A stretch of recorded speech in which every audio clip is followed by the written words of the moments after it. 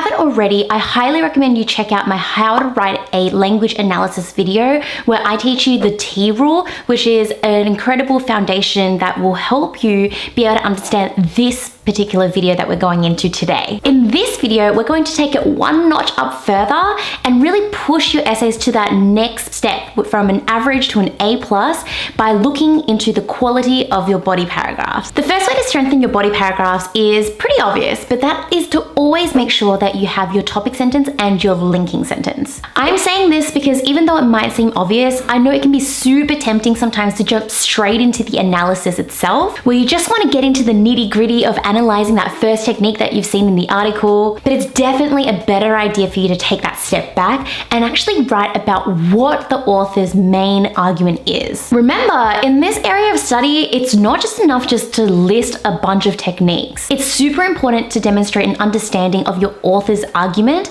and this is why it's important to do so from the very start of your body paragraph, i.e. the topic sentence. It's for the exact same reasons why you need to have a linking sentence at the end of your body paragraph too. By connecting it back to the writer's argument, you're showing your examiner that you get it. You actually have a firm understanding of what you're doing in analyzing argument, not just listing a bunch of techniques. Using a linking sentence also ensures that it smooths up and finalizes your body paragraphs really nicely, which is therefore why it's a win-win. So that you guys can see how this is actually done in practice, now let's have a look at an A+ essay example. Don't worry, I got you guys with these A+ examples, right? We're gonna have a look at what a great topic and linking sentence looks like. But in order for us to do that, I'm going to read the introduction of this essay first, just so that you can really understand the topic sentence and linking sentence when we get to it. In her opinion piece, What's Wrong with Using Online Lingo in Everyday Life, published in The Conversation on the 28th of January, linguistics academic Samantha Pearson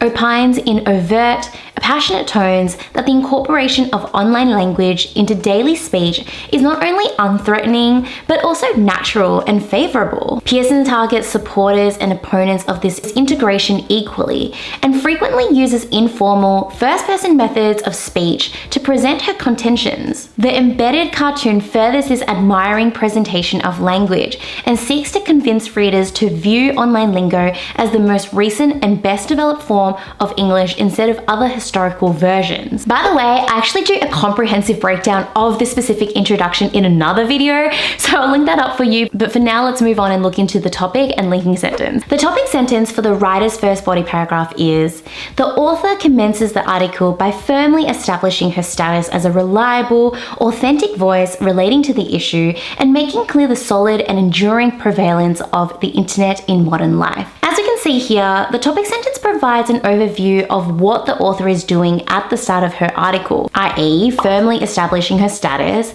and clearly states that the writer believes the internet is solid and enduring. This topic sentence helps to set up the paragraph, which we'll see more of in a moment. The linking sentence for this same paragraph is: in these ways, Pearson urges us to view her as a dependable, qualified judge of online lingo, and prompts our recognition of the internet's now constant presence in our lives as an indisputable fact. We can see that the linking sentence aligns with the topic sentence because, again, it comments on Pearson's reliability and ties the discussion back to Pearson's belief that the internet is a constant presence. This consistency at the beginning and at the end of the paragraph helps to ensure that your paragraphs read smoothly, and it links it back to the bigger picture before you move on to the next body paragraph. Now, another way to boost the quality of your essays is to make sure that you have a variety of different persuasive techniques discussed, and more importantly, their intended effects. Remember, there's going to be so many different persuasive techniques in the article.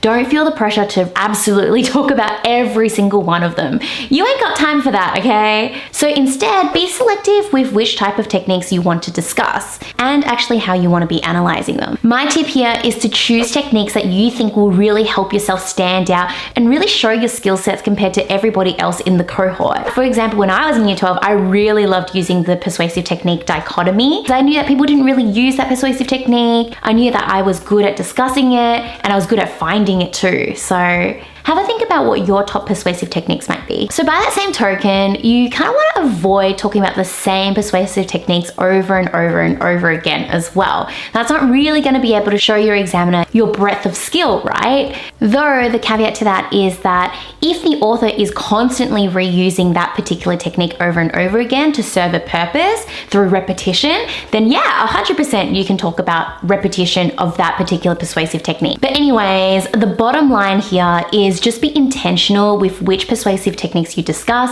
and if you plan to repeat a discussion of a persuasive technique, have a really strong intention as to why and basically why the author is doing so. Let's now have a look at an A+ body paragraph where it covers a range of persuasive techniques. The author commences the article by firmly establishing her status as a reliable, authentic voice relating to the issue and making clear the solid and enduring prevalence of the internet in modern life. Her attached title declares her to have a master's in English linguistics, explicitly alluding to the knowledge and academia in this specific field.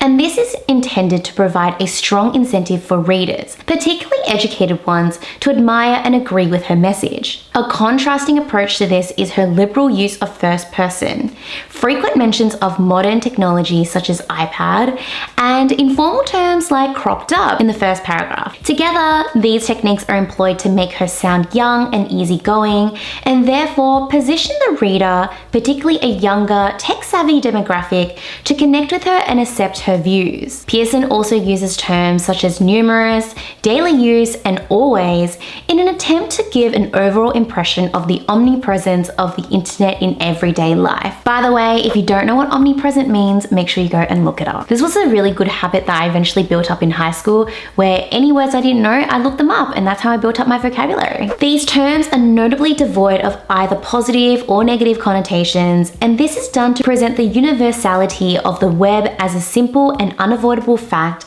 and encourages readers to acknowledge it as a permanent aspect of modern reality. In these ways, Pearson urges us to view her as a dependable, qualified judge of online lingo, and prompts our recognition of the internet's now constant presence in our lives as an indisputable fact. We can see in this paragraph that the student has included 5 different techniques. Not that we're counting, right? This means that the paragraph showcases the student's awareness of a range of different techniques and the scope of their knowledge. So I know you guys will be asking me how many persuasive techniques should I use per body paragraph, but honestly, it's really not about the number, it's more about the quality of your writing. Do you know what I'm saying?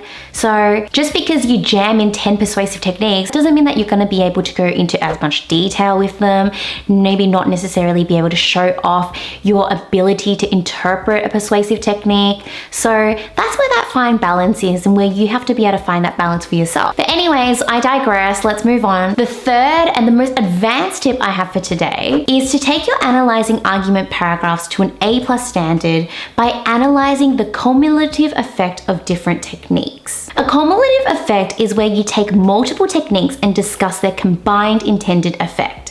For example, cumulative effect with 2 techniques would look like this. Technique A plus technique B equals intended effect. I told you that this is a little bit more advanced. Let's now have a look at an example of this within the paragraph. A contrasting approach to this is her liberal use of first person, frequent mentions of modern technology such as iPad, and informal terms like cropped up in the first paragraph. Together, these techniques are employed to make her sound young and easygoing, and therefore position the reader, particularly a younger, tech-savvy demographic, to connect with her and accept her views. As we can see here, the student has identified 3 techniques, provided evidence for them, and then analyzed the intended effect that the techniques have in common. Replicating this strategy in your own paragraphs will demonstrate your ability to identify how techniques work in conjunction with one another, which will highlight to your teacher or examiner that you not only have a confident grasp of not only recognizing these techniques, but thinking about how they actually intersect to create an overall intended effect. Pretty awesome, huh? Now, as if that wasn't enough, I've got a 4th tip for you, and that's to always support your analysis with a appropriate evidence. By now, you probably know that it's a golden rule in VC English that you support everything you say with a piece of evidence. Why is that? Because it actually helps to validate what you're saying. So a good rule of thumb to have here is to have at least one relevant quote for each technique that you identify. Let's return to the example paragraph for a glance at what this looks like in practice. Pearson also uses terms such as numerous, daily use, and always in an attempt to give an overall impression of the omnipresence of the internet in everyday life. These terms are notably devoid of either positive or negative connotations, and this is done to present the universality of the web as a simple and unavoidable fact, which encourages readers to acknowledge it as a permanent aspect of modern reality. So what the student is doing here is identifying the technique terms, providing appropriate evidence by including 3 brief quotes, then launching into their analysis, which continues across the following sentence. The use of the supporting evidence actually validates the student's identification of the technique, which provides a strong foundation from which the student can actually dive into their analysis. Now, I'd love to move into the 5th tip, but actually what I think would be a better place for you to learn that information would be in our new and updated How to Write a Killer Language Analysis, also known as Analyzing Argument, also known as Argument Analysis. However your school calls it, this is basically the study guide for Section C of your exam. It's super exciting because we've listened to your feedback and we've actually included new and more practice articles for you. With every single one of those articles, we've actually annotated them for you, picking out the persuasive techniques too, so that you can actually go and do it yourself, but then you can actually see how high achievers who have achieved 45 plus in English have actually gone and annotated themselves. It's kind of like having the study mate next to you who's top of the class, who's basically sharing with you how they do things, which is kind of cool. But to make it even more awesome and helpful for you, we've actually then gone and taken those annotations and turned them into a full-blown A+ essay for you. And if that wasn't enough, we even go to annotate the essay itself to show you what the 45 plus study score achiever is actually thinking when they're writing up that essay, and what decisions are actually going through their head. Why have they actually included this? What is their aim in including that? Now, if you have stayed all the way until the very end of this video, thank you so much. I really appreciate you. I'd really love it if you wrote down in the comment section, so I know that you've actually watched all the way to the end of this video, the word study guide in your comments, because that can really help me understand that you like these type of videos and you want to see more of them. Now, having said that, I have a hunch that next week's video will be one that you'll really enjoy. We're going to go through the VCA 2021 English exam, and we're going to go and annotate it together. So if you haven't subscribed already and you want to stay tuned, make sure you do so. Hit the notification button. You know what to do, and I'll see you guys next week. Bye.